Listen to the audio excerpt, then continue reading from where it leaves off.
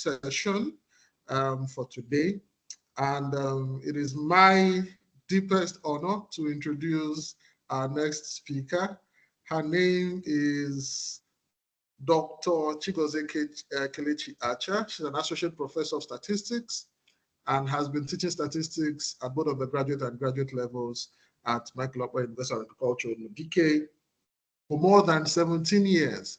Prior to this, she had taught part-time at the University of Nigeria, Nsukka, and she has extensive experience in consulting and training within and outside Nigeria. In furtherance to academic dexterity, she has attended and presented papers at many conferences, workshops, and seminars in Frankfurt, Germany, Krakow, Poland, Cairo, Egypt, Livingstone, Zambia, Nairobi, Kenya, Johannesburg, and Manama, Bahrain, among other venues. She has published extensively in reviewed conference proceedings and in several. Tell me, I lost the presentation. Okay, yeah. All right, so I take that again. She has published extensively in reviewed conference proceedings and in several reputable national and international journals. And she has published 5 textbooks in her area of specialization for use in tertiary institutions. Similarly, she has held administrative positions within the university system and outside the university, including serving as the head of department for statistics at Michael Okpara University of Agriculture, head of department for mathematics, computer science, statistics, and informatics at MCSI. She has at Alex Ekweme Federal University in Ikwo, Nigeria. Next page.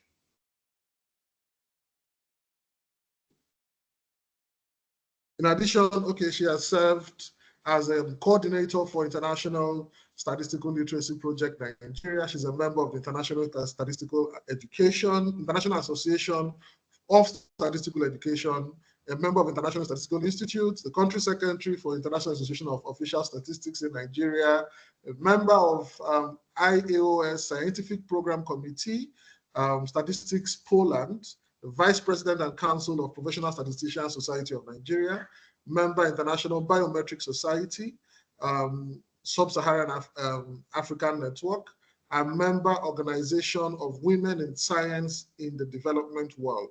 Acha is a team player, detail-oriented, and academically driven, and she has worked on a wide variety of projects that have allowed her to practice what she teaches. Primarily, she's interested in areas of data science, machine learning, econometrics, experimental design, and non-parametrics. She's also passionate about researching and teaching statistics with the use of Power BI, eViews, R-Package, Python, SPSS, LaTeX, MATLAB, a host of different statistical tools for both sampling, data mining, experimental design, and other statistical modeling methods.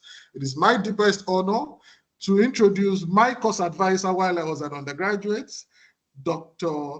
Kelechi Acha, to take her session on ethics in research.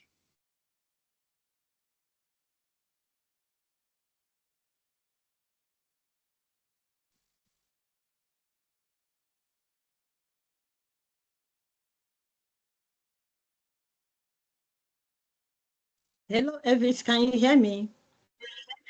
Yes, we can hear you. Do you have access to share your slides?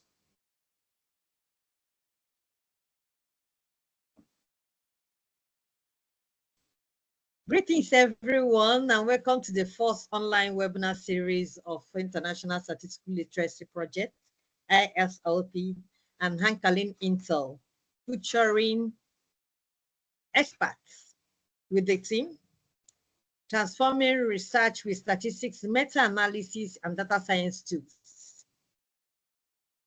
I'm Dr Kelechi Acha of Statistics Department, Michael Okpara University of Agriculture, Umudike.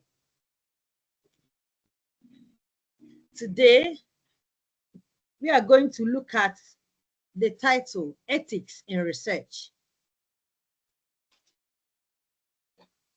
Let's go through it together. It promises to be an excitingly refreshing experience. This topic will be discussed in 7 sections. We'll start by explaining ethics and research. Secondly, we will look at what ethical research principles and practices are. We will consider unethical practices and misconduct in research. Subsequently, scrutinize what unethical use of artificial intelligence tools and how to overcome them. We will also examine research misconduct, implications and consequences, discuss the benefits of observing research ethics, and finally, we will summarize and conclude. To do justice to this topic, we will begin by demystifying and explaining its prominent keywords, ethics and research. Next slide, please. Ethics is the moral principle that governs a person's behavior or the conducting of activity. It can also be defined as the principles that guide behavior towards making best choices that contributes to common good of the society. Ethics and moral principles consist of integrity, values, honesty, fairness, responsibility, choice, honor, and so on. Some ethics is the principle that guides the conducting of activity, which in this case is research. It becomes expedient to explicate what research is. Before we proceed, next slide. Research has plethora of definitions, as you can see on the slide. But we will touch on 3 of them. Research can be seen as a systematic investigation, study of research materials, sources, in order to establish facts and reach new conclusions.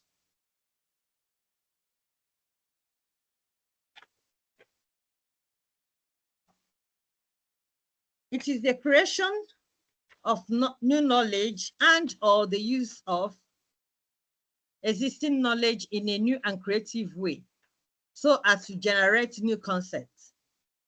It can also be defined as studious inquiry or examination, especially investigation or examination aimed at the discovery and interpretation of facts. At this point, let's integrate the 2 concepts. Next slide, please. Ethics and research. And when we do, we arrive at the insight that ethics in research involves the principles that govern the conduct of research so that its results are acceptable and beneficial to the society. To achieve this, the researcher must not only behave ethically, especially in research writing, but must also ensure that the entire research process is ethically planned, executed, and devoid of bias. Next slide, please. Let's discuss ethical research principles and practices. The ethical principles that ensure that research is conducted responsibly, fairly, with respect for participants' rights and researchers' integrity are numerous. They involve more than 35 ethical principles and practices, some of which are confidentiality, voluntary participation, informed consent, risk minimization, responsible conduct, avoidance of deception, fair distribution, access restriction,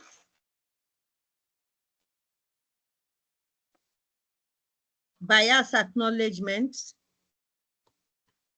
result communication, responsible publication, transparency, potential for harm, credibility, and so on. The list, which is inexhaustible, shows the enormity of the scope covered by principles and ethics of practice in research. Considering the time frame of this presentation and the inexorable fact that many of these principles overlap, we will consider a few of them, starting with confidentiality. Any study involving sensitive or personal information of the participants must be carried out in a manner that protects such information.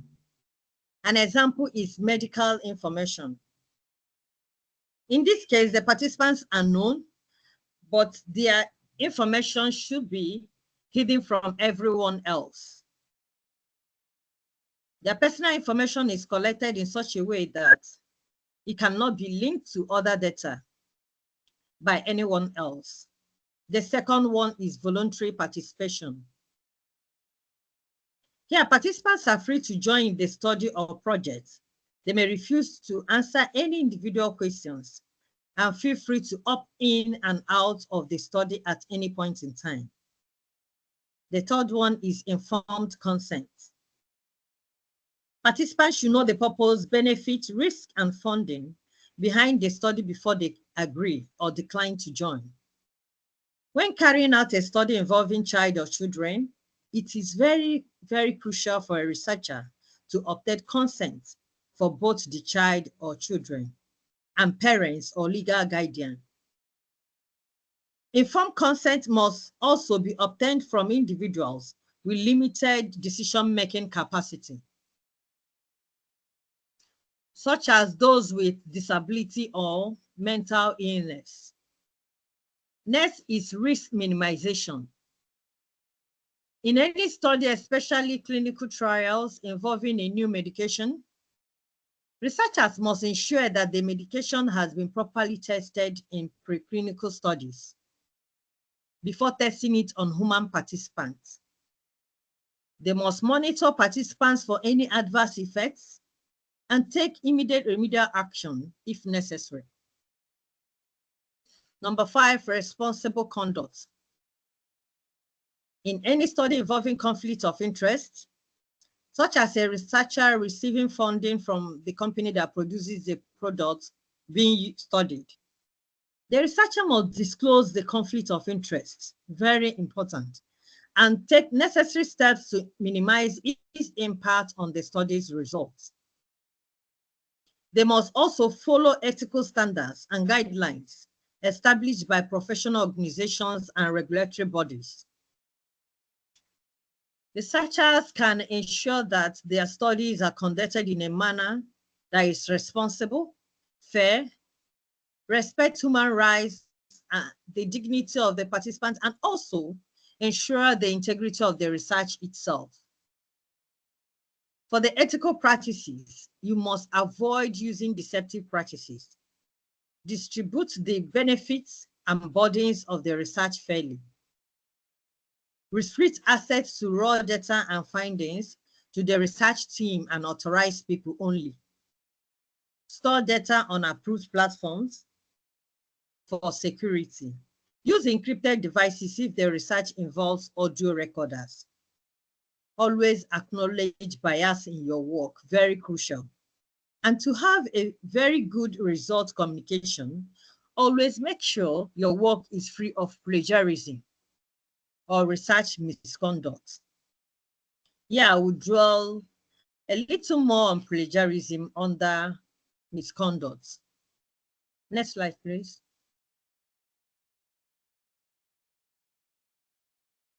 But now let's consider some unethical practices and misconduct in research. Unethical practices and misconduct in research are serious ethical issues because it can undermine individuals' academic integrity and institutional credibility. It leads to a waste of funding and resources that could have been used for alternative research. It can also cause different levels of harm, directly or indirectly, to participants, respondents, and users of research results. Research misconduct is a form of academic fraud, not a simple mistake or a point of disagreement about data analysis. It means making up or falsifying data, manipulating analysis, misrepresenting results in research reports, and so on. These actions are committed intentionally and sometimes unintentionally but have serious consequences. Next slide, please.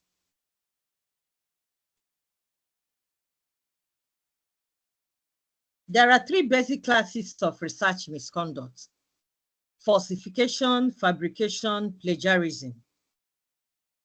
They are the three primary concerns that should be avoided in research.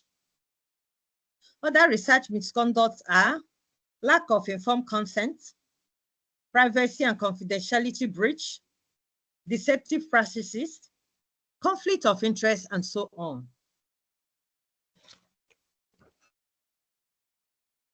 Let's look at the first three misconducts in details, considering their definition, aim, remedy, occurrence, and so on. The first one to be considered is falsification. Falsification is manipulating research materials, equipment, processes, changing and omitting data or results such that the research is not accurately represented in the research records.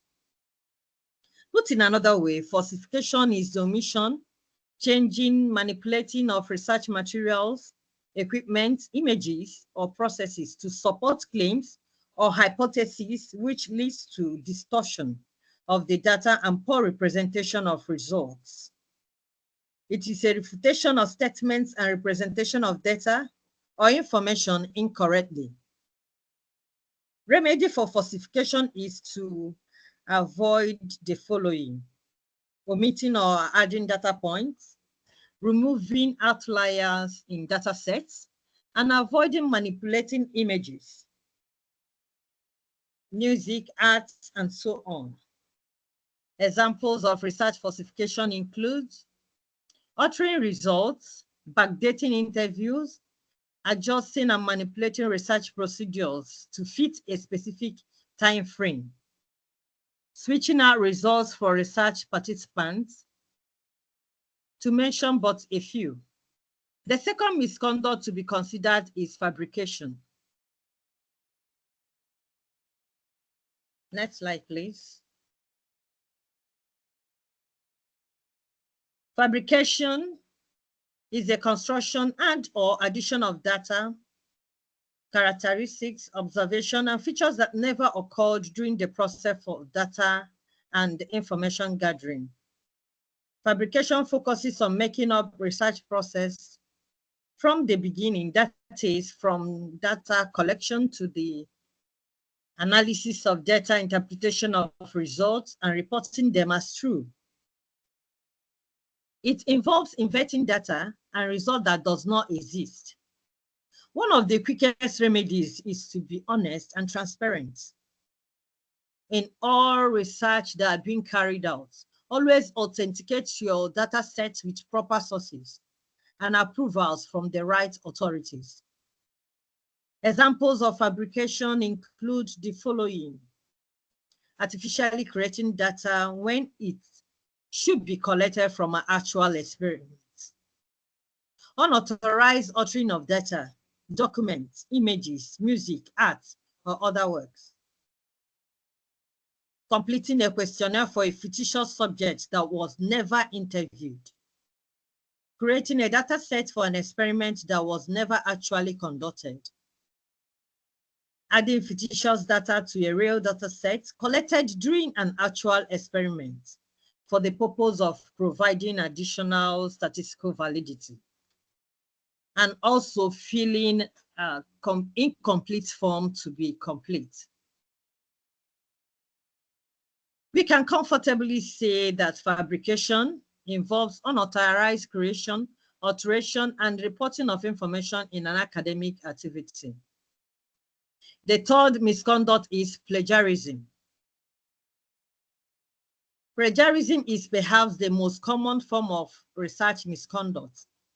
It is the process or practice of using another person's work or idea and information from sources without citing them correctly and pretending that it is your own work. It can also be defined as using or representing the work of others as your own, although it can be unintentional. For example, copying someone else's work without proper credit, which amounts to stealing. Also, forgetting to include a source in bibliography or reference. Intentional acts such as using another writer's idea to make your own work sound smarter. The sole aim of plagiarism is not to maintain quality and uphold integrity in research.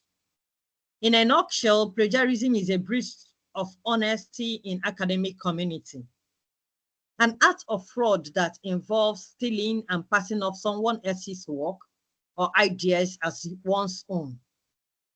It is a form of intellectual theft and academic dishonesty that can have serious consequences for researchers' future career. Its remedy is to develop good research ethics and habits, good time management, and taking responsibility for your own learning. This can be achieved by researchers ensuring they cite all sources and by taking careful notes, making sure that all the words, ideas are novel and original. Writing a draft and correcting it. Rephrasing in your own works, citing references correctly, and using plagiarism checkers and so on. Next slide, please. Examples of plagiarism include copying and pasting from sources, paragraphing without giving credit, submitting someone else's work as your own, lifting an entire text that you did not create yourself. The list is endless. Let's look at different types of plagiarism and consider a few of them. Direct plagiarism, copying words or phrases from another source without giving credit or using quotation marks. Paraphrasing plagiarism, changing the words or order of another source ideas without giving recognition. Mosaic plagiarism, combining ideas from multiple sources without giving acknowledgement. Accidental plagiarism, failing to cite sources or misquoting sources. Global plagiarism, lifting an entire text or work and present as your own. Let's look at the last one on the slide, which is self-plagiarism. Next slide, please. Self-plagiarism is a unique kind of plagiarism. This is where the plagiarizer plagiarizes himself or herself. Self-plagiarism occurs when one resubmits parts of his or her paper or reports without properly citing the original work. This is problematic because the self-plagiarizer may benefit from plagiarizing his or her ideas as new and original, even though they have already been published elsewhere in the past. He or she may also be infringing on previous publishers' copyrights, violating an ethical code, or wasting time and resources by doing so. In extreme cases of self-plagiarism, entire data sets or papers are sometimes duplicated. These are major ethical violations because they can skew research findings if taken as original data. In the new era of technology, there are measures and tools to ease writing and checking of misconduct and unethical practices. For these purposes, artificial intelligence comes in handy. Next slide, please. There are more than 23 artificial intelligence AI tools to check plagiarism, some of which are Turnitin, Grammarly, AI Detector, Zero GPT, Originality AI, Plagiarism Detector, Scribe, Past AI, Content Haskell, AI Text Classifier, and others. We also have so many AI tools, next slide please, that can assist in writing of research papers. We have Chat GPT, Word Hero, PayPal, Research Rabbit, Microsoft Copilot, Grammarly, Mendeley, Chat PDF, Connected Papers. Too numerous to mention all, but very easy to access and learn from social media platforms like YouTube, TikTok, Instagram, Twitter, and so on. You can also easily access AI tools through search engines, such as Google, Microsoft Edge, Mozilla Firefox, Opera, among others. Next slide, please. There are so many credible and beneficial uses of artificial intelligence tools. These tools can be great friends to the researcher, helping to provide new insights, write research papers, check plagiarism, and many more. Like good things, they have their downsides and are subject to abuse by unscrupulous researchers.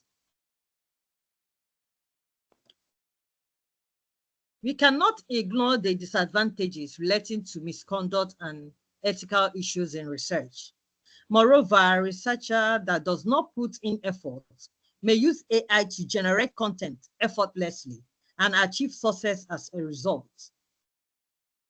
This leads to the violation of the fundamental principle of respect for persons and basic standards of human dignity. It behoves journal editors and thesis supervisors to acquit themselves with these abuses in order to help check them.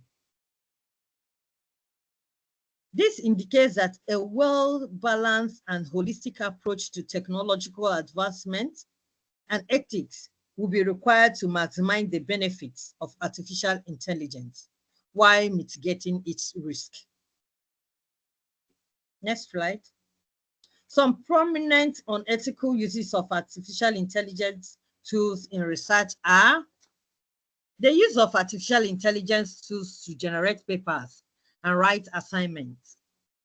This can only produce works that are not the authors, and this is called plagiarism. Overusing rewriters tools and synonyms generators to escape plagiarism detection. Using an artificial intelligence tools to create graphics when such use is not allowed. AI can easily be used to falsify evidence and manipulating data. Also, breaching of data privacy by storing personal data for reuse or sell to other parties. Next slide, please.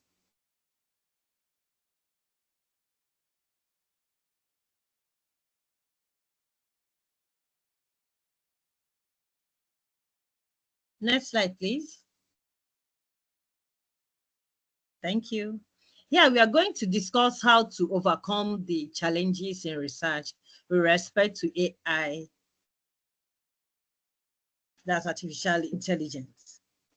It is pertinent to know that the use of AI tools in research has come to stay and will deepen with time.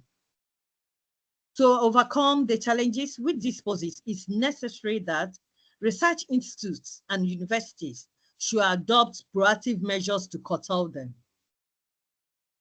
Some suggested measures are establishing ethical guidelines, developing bias mitigation measures, working on enhancing transparency, and explaining the ability of AI, setting realistic expectations, protecting data and maintaining confidentiality, working towards building trust,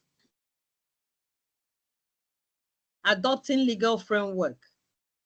Others are providing supervisors with software that detects AI-generated papers, conducting malfunction management, and finally inculcating discipline and honesty in students and academics and other researchers. Next slide, please. So far, we have extensively dwelt on unethical research principles and practices. It is therefore necessary that we examine the implications and consequences of such actions on stakeholders. Number one, it damages the academic integrity and credibility of the research and the researcher. It also undermines the individual's research records and could also damage institutional credibility. Unethical practices can also lead to removal from study team and adoption of improper research procedures can cause environmental degradation, waste of resources, and harm to stakeholders. It can also lead to the loss of grants and funding, suspension, demotion, or termination of appointments. Finally, it can lead to retraction of published papers. To show how prevalent research misconduct is and the seriousness which stakeholders view it, let us review a few cases of publication retraction. Next slide, please. There are so many reasons why an article could be retracted. For example, misrepresentation, miscalculation, experimental error, data manipulation, falsification, fabrication, plagiarism, as we discussed earlier. It's pertinent to know that so many articles have been retracted. While some retraction may not involve fraud, many involve misconduct. On the slide, we have from 1 to 5 of the top 10 most highly cited retracted papers in 2024 from journals indexed by Web of Science. The next slide shows continuation of the table of retracted papers in 2024 from number 6 to 10. Let's examine a prominent case of retraction to buttress the grievous implications of research misconduct on stakeholders and society at large. Notice that number 7 is most cited paper, even after being retracted. This paper, published by Andrew, Wakefield, and others in 1998, claims that measles, mumps, and rubella, known as MMR vaccine, causes autism in children, but was later debunked.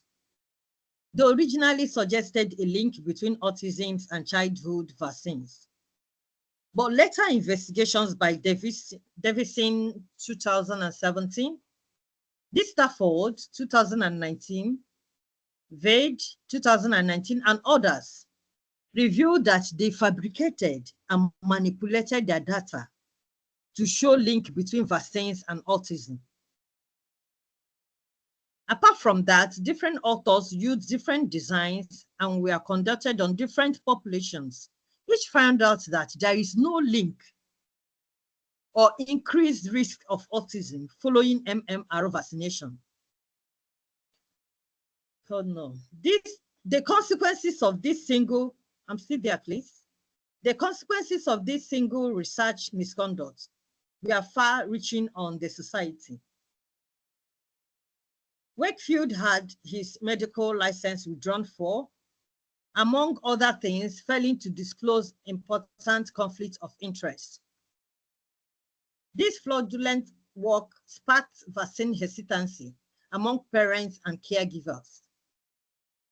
The rate of MMR vaccination in children fell sharply, and measles outbreaks became more common due to lack of immunity.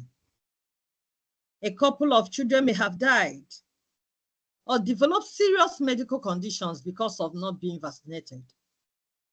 Another serious problem and unethical issue is the continual citation of retracted and debunked publications. This situation poses a serious question. How do we stop researchers and stakeholders from citing and relying on retracted papers. This is another ethical issue and food for thought. Next slide, please. Imbibing research ethics is important and beneficial to all research stakeholders. That is researchers, respondents, users of research outputs, research subjects, and society at large, including the environment. Some of these benefits come through the following channels: endorsing standard ethical values, protecting research participants, minimizing the risk of harm, obtaining informed consent, navigating ethical dilemmas, encouraging social and moral values, promoting social responsibility, ensuring validity, acceptability, and reliability, maintaining research integrity, protecting dignity and rights, protecting confidentiality, avoiding deceptive practices, providing rights to withdraw, and so on. Next slide. Just as misconduct has negative implications and consequences for research, there are so many core benefits of research ethics across various domains, some of which are economic benefits, social benefits, scientific and technological benefits, personal benefits, policy and decision-making benefits, and societal benefits. Let's exploit them one after the other. Economic benefits include job creation, economic growth, increased GDP, tax revenue, and so on.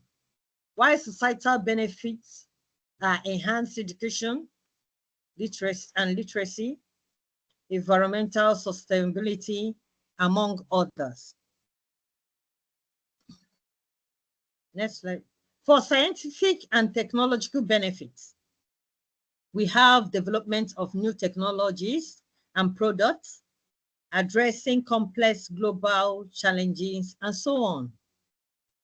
The benefits to individuals are development of critical thinking and problem-solving skills, and also networking and collaborating opportunities, as we're doing now. Next. Benefits to policy and decision-making are identifying best practices and solutions, protecting and mitigating risk, and so on. Academics and intellectuals also enjoy enormous benefits from ethical research, which includes developing research methodologies and technologies,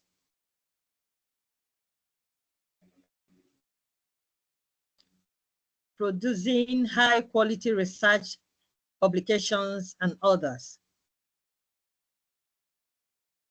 The society is not left out in this gala of benefits. Our society enjoys improved public health and well-being and enhancing education and literacy, among others. Research drives progress, innovation, and improvement in various aspects of life, ultimately benefiting individual communities and society as a whole. Most importantly, it's crucial to ensure that research is conducted in a responsible and accountable manner that ultimately leads to beneficial outcomes.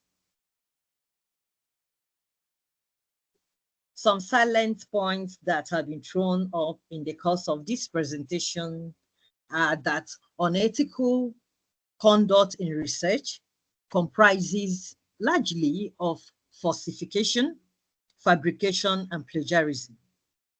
It is always necessary to prevent permanent or excessive harm to participants, whether inadvertently or not.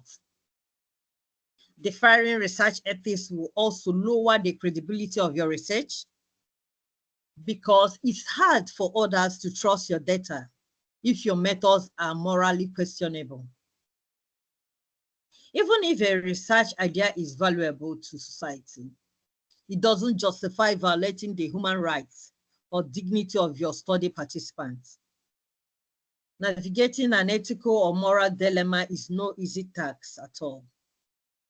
And often there is no clear right or wrong answer. Yet, understanding the principles and theories underlying ethical decision-making can guide you in evaluating potential actions and their consequences. It should help in choosing the least harmful or most beneficial course of action. It is also beneficial to adopt, sorry, it is also beneficial to adopt ethical best practices in conducting research. Next slide, please. As we draw the curtain on the presentation, let's buttress the fact that most societal progress and development have been possible due to research.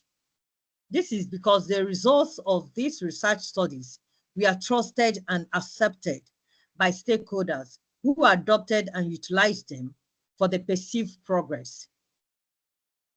To be sustainably reliable, research must be ethically conducted. This implies that research should pass through the compass of morality with the focus of ensuring optimal benefits to the society. Ethical research, which adheres to the ethical principles and guidelines and imperatives to ensuring the credibility of research outputs, researchers and research institutions, and hence cannot be overemphasized.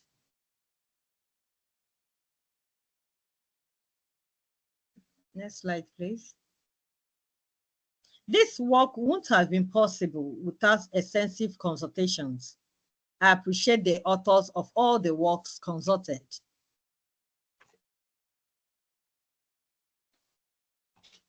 Next slide, please. Thank you very, very much for listening.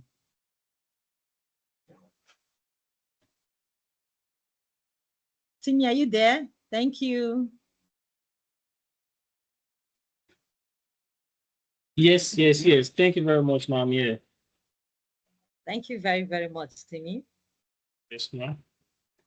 Thank you very much, everyone, for listening. All right, ma'am.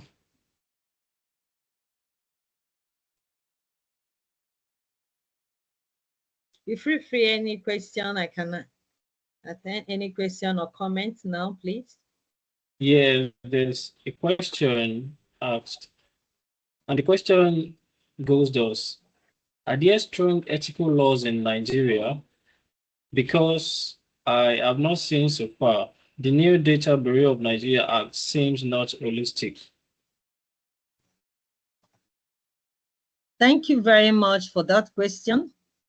Yes, there are ethical laws in Nigeria. Actually, Nigeria has ethics law in place to ensure protection of human research participants, okay? The National Health Research Ethics Committee, NHREC, is a primary body responsible for overseeing ethical research practices in Nigeria, okay? And is established in 2005. This body provides guidelines and ensure adherence to ethical standards in health research. Also, most research institutes have rules guiding research within them, okay? All right, ma'am. Yeah. Thank you very much, ma'am. Thank you for your time and the presentation. Thank you very, very much, Simi. All right, ma'am. And thank you everyone for listening. Thank you. All right, bye-bye, ma'am. Bye.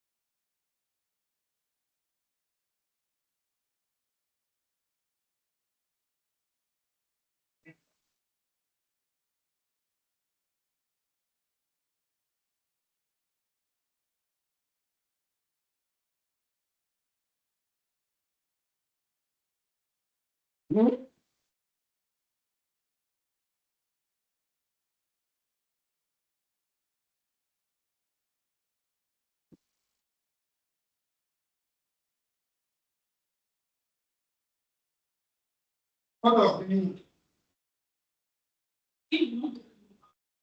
Even Africa, what of me?